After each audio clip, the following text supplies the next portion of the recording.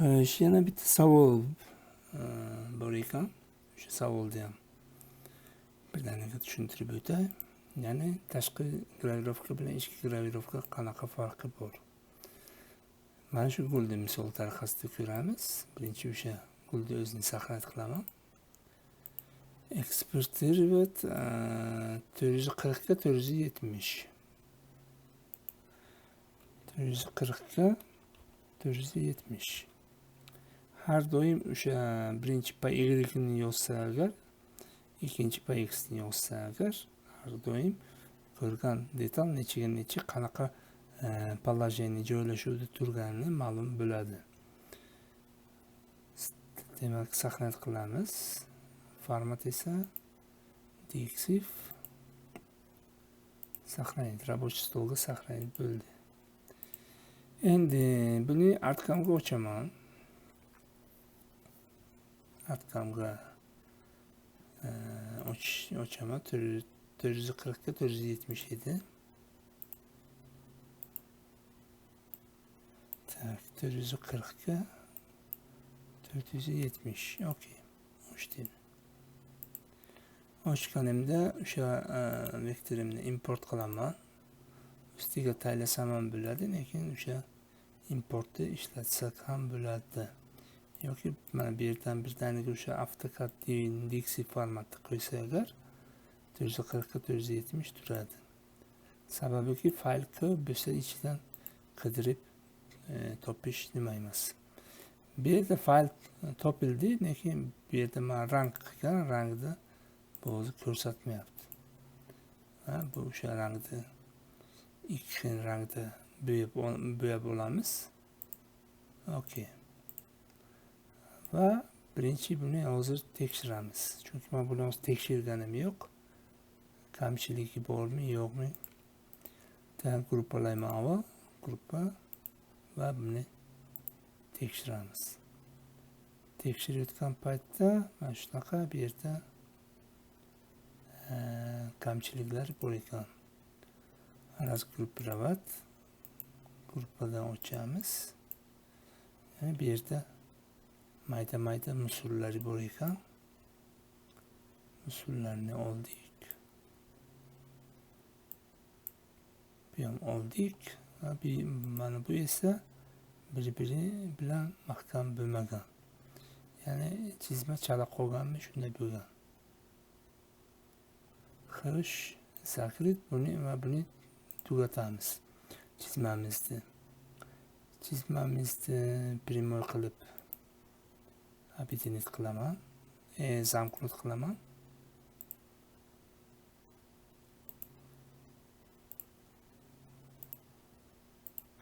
Bo'ldi. Yana qayta tekshiraman chizmamni. Qayta tekshirdim, bo'ldi, chotki ideal. Va buni bitta chizig'ini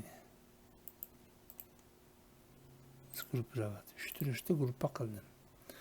Va buni endi gravirovka yasayman. Trayektoriya tig'imni tanlayman. 120 emas, 90lik bilan qilaman. Qalinligi o'sha 16lik MDF. Buni 2:1 deb yozaman. Qarabsizki, bu yerda hozir bu yerda yana ochiq qandaydir musul bor, o'shani ochiq deb aytdi. Va bu jet 3D'imizni yasadim.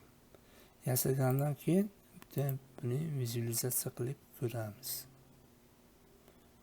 Chuqur bo'lgan sababdan bu birinchi qator yasab chiqdi va yoki teg'im unchalik nima emas. Glubina zaprahot kam qo'yganman.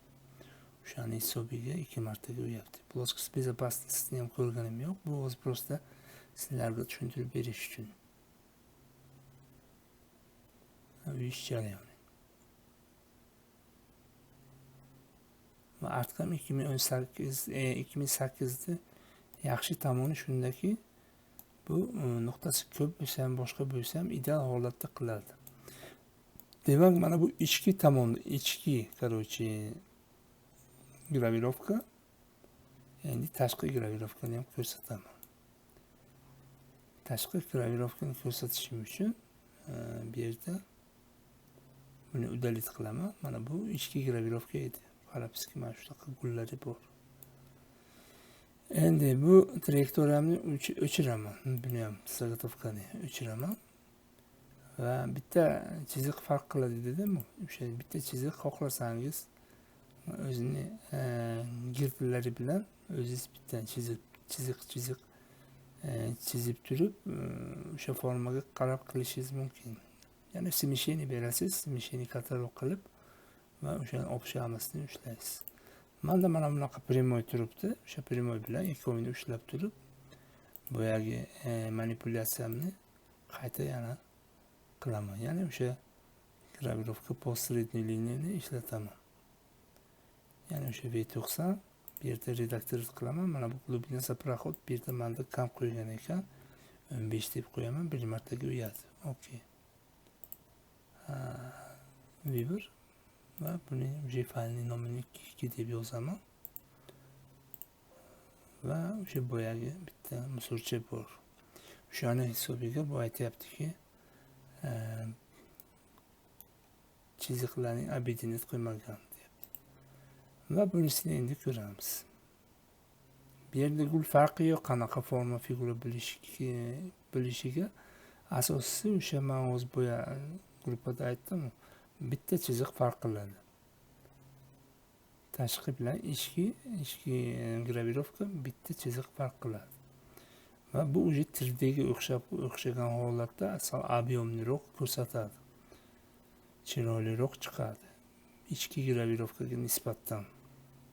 Mana shunaqa holat. Bu o'sha chiroyliroq, mana bunaqa ob'yomliroq ko'rsatadi. Va agarda mana bu yerda mana shu narsa bo'lmasin desangiz yoki agar chuqur joylari bo'lsa, agar yana bitta funksiyasi bor buni. Qayta sizlarga aytaman. Ограничение qo'yish kerak va ограничение nechi. Men hozir misol uchun buni hozir ko'rishim mumkin. Hattoki средний liniyani bossa agar bu qayta yasaydi. Eng chuqur joyi masalan bu yerda aytyapti. Maksimalniy glubina eng chuqur joyi 21 deyapti. Maksimalniy shirina eng chuqur joyi 43 deyapti. Men deydim, maksimalniy glubina menga 12 ga borsin deyman. Va sechasda qayta bosaman. Sechasda qayta bosdim. Bunga o'z chiqmadi. Minus menimcha qo'yish kerak. Сейчас.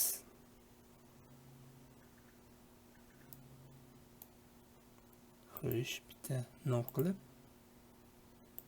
uyib ko'ramiz.